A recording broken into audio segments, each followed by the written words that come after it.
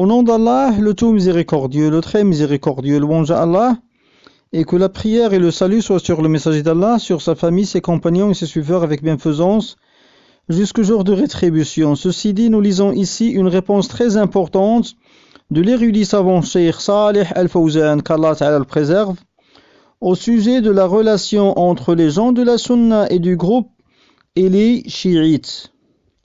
La question posée au Cheikh: certains prédicateurs et apprenants, quand ils évoquent les chiites et les rafidites, ils disent que ce sont nos frères.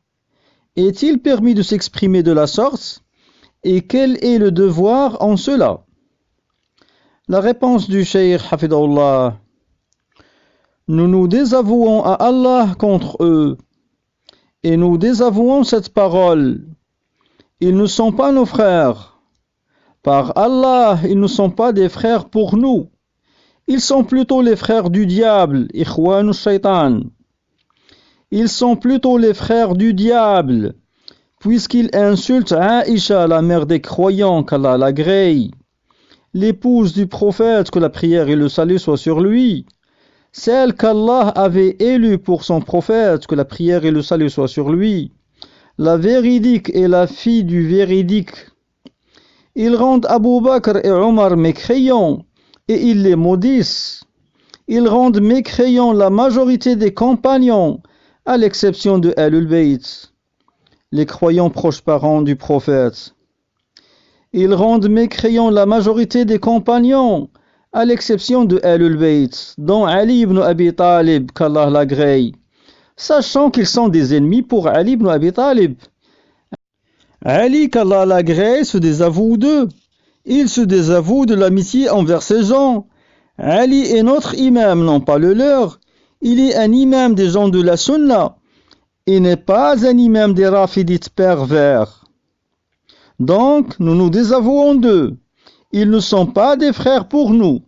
Et celui qui dit qu'ils seraient des frères pour nous doit se repentir à Allah et lui demander pardon. Car certes, Allah nous a enjoint de nous désavouer des gens d'égarement et de nous allier avec les gens de la foi. Fin de la parole du Cheikh Hafidahullah. Et j'ajoute que ce sont les frères musulmans qui avaient ouvert la porte pour les rafidites. Hassan al-Banna avait appelé au rapprochement à Taqrib entre les chiites et les sunnites. Les frères musulmans avaient célébré la révolution de Al-Khomeini. Al-Khomeini qui est plus mécréant que Abu Jahl, puisque Al-Khomeini prétend que l'imam parmi eux dispose de chaque atome dans l'univers, tandis que les associateurs arabes, dont Abu Jahl, avouaient que seul Allah dispose de toutes choses.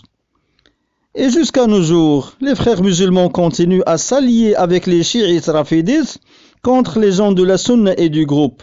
Vous pouvez remarquer ces derniers temps, par exemple, après la mort du terroriste Qasem Soleimani, que des Ikhwani se sont précipités pour présenter leurs condoléances à l'Iran. Wallah al-Musta'an. Par exemple, celui que les frères musulmans désignent comme calife actuel des musulmans et comme sauveur de Al-Quds. Il a exprimé son chagrin pour la mort de ce terroriste. Il a dit à Rouhani: Ash'uru bil asa li fuqdani shahid Qasem Soleimani. Traduction de cette parole: j'éprouve de la tristesse à cause de la perte du martyr Qasem Soleimani. Fin de citation. Et d'autres Ikhwani, parmi lesquels il y a le groupe Hamas, ont dit des bêtises pareilles. Donc, en fin de ce document, nous posons une question aux suiveurs des Ikhwan, tel que le suiveur dénommé Hassan Iqiyousan. Nous disons: n'avez-vous pas honte de cette histoire d'ignominie et de trahison des Ikhwan? Ces Ikhwan qui inversent l'wala wal-bara, l'alliance et le désaveu, ils l'inversent, c'est-à-dire qu'ils s'allient avec les ennemis de cette communauté, et ils se désavouent des gens de At-Tawhid et de la Sunna, et ils les combattent. Wallah al-Musta'an. Fin de ce document. Walhamdulillahi Rabbil Alamin.